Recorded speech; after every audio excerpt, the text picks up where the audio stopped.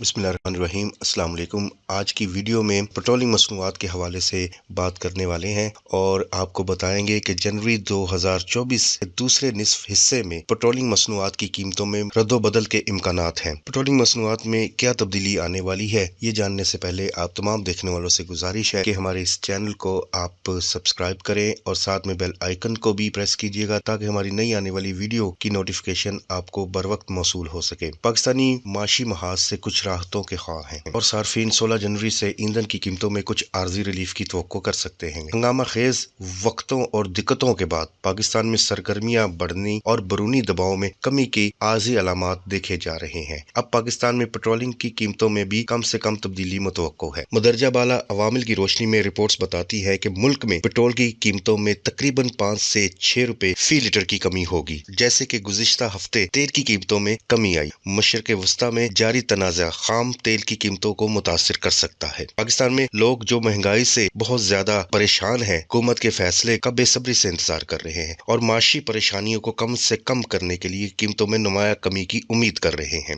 दिसंबर 2024 में वफाकी हुकूमत ने पेट्रोल और डीजल की कीमतों में कोई कमी नहीं की। पाकिस्तान में पेट्रोल और डीजल की मुसलसल बुलंद कीमतों से महंगाई की शरह में इजाफा हुआ है। अब अवाम हुकूमत से ये तवक्को कर रही है कि वो पेट्रोल की कीमतों में खातिर कमी लाए। खत्मी फैसला अबूरी वजीर आजम अनवर काकड़ की सरबराही में होने वाले इजलास में किया जाएगा।